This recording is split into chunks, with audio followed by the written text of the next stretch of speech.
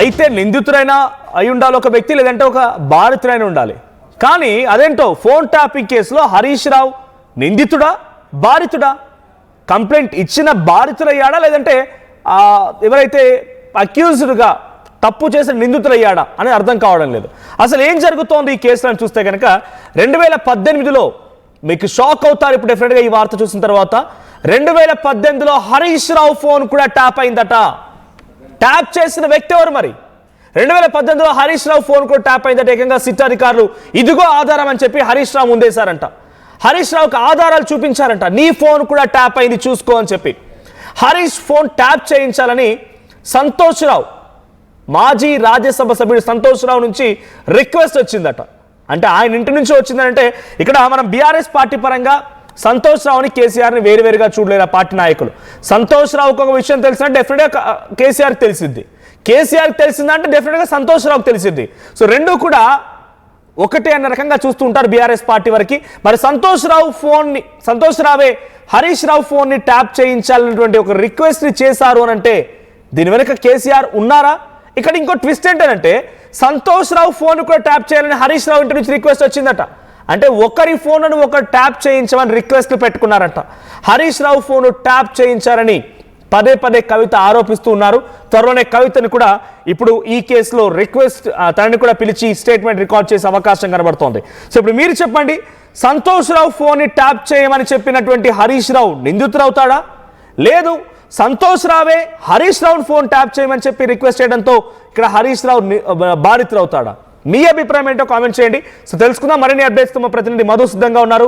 Yes Madhu, ఇక్కడ ఏదైనా ఒక కేసులో ఒక వ్యక్తి ఉన్నాడంటే అయితే నిందితుడి వైపుగా ఉంటాడు, లేదంటే బాధితుడి వైపుగా ఉంటాడు. కానీ హరీష్ రావు ఈ కేసులో నిందితుడా బాధితుడా?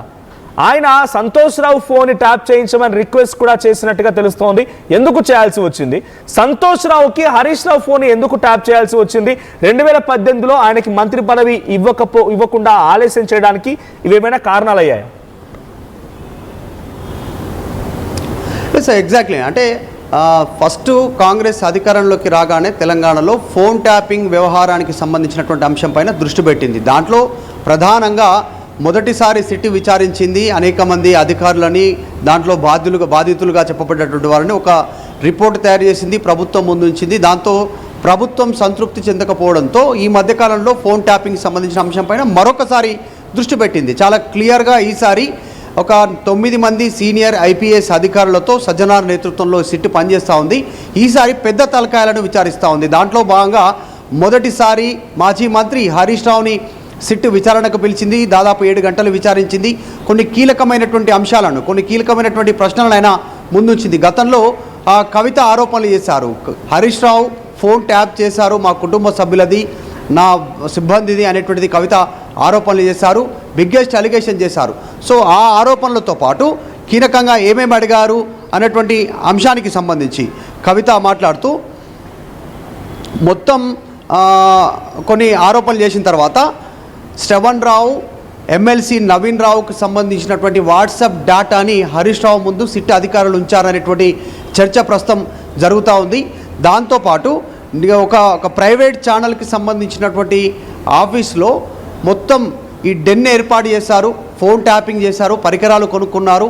అక్కడ సపరేట్గా హరీష్ రావు అండ్ టీమ్ అక్కడ ఫోన్ ట్యాపింగ్ చేశారు అనేటువంటి ఆరోపణలు గతంలో కాంగ్రెస్ పార్టీ నాయకులు చేశారు. ఈ ఫోన్ సంబంధించినటువంటి విషయంలోనే A6గా ఉన్నటువంటి ఫోన్ ట్యాపింగ్లో A6గా నిందితుడిగా ఉన్నటువంటి శ్రవణ్ రావు, తర్వాత SIB మాజీ చీఫ్ ప్రభాకర్ రావు, ఎమ్మెల్సీ నవీన్ రావుతో హరీష్ రావు గారు మీరు ఎందుకు పదే పదే కలిశారు, పదే పదే వారితో మాట్లాడారు, రోజుకు కొన్నిసార్లు 20 నుంచి 40 సార్లు కూడా వారితో మాట్లాడాల్సినటువంటి అవసరం ఏముంది అనేటువంటిది హరీష్ రావు ముందు కీలకమైనటువంటి ప్రశ్నలు ఉంచినట్టుగా తెలుస్తూ ఉంది.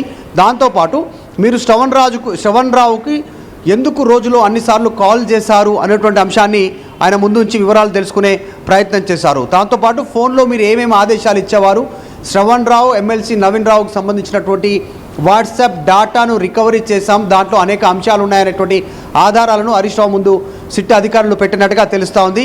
నిజంగానే మీరు చెబుతున్నట్టు అంటే హరీష్ రావు చెప్పినటువంటి అంశాలు ఎన్నికలు ఉన్నాయి, వాళ్ళు మీడియా, నేను రాజకీయ పార్టీ నాయకుని కాబట్టి అందులో భాగంగా వారితో సంప్రదింపులు చేస్తానని సమాధానం ఇచ్చారనేటువంటి చర్చ జరుగుతుంది. సో నిజంగానే ఎన్నికల్లో జరుగుతున్నటువంటి పరిణామాలను తెలుసుకోవడానికైనా లేదంటే మీరు ఏమైనా ఆదేశాలు ఇచ్చారా, నెంబర్స్ ఏమైనా ఇచ్చారా, ఫామ్ ట్యాప్ చేయమనేటువంటి వివరాలు తెలుసుకునే ప్రయత్నం చేస్తారు. దాంతోపాటు కీలకంగా అప్పుడు వచ్చినటువంటి ఉప ఎన్నికలు దుబ్బాక, హుజురాబాద్, మునుగోడు ఇవి రాష్ట్ర ప్రభుత్వం చాలా ప్రతిష్టాత్మకంగా తీసుకుంది ఈ ఉప ఎన్నికలకు సంబంధించి. సో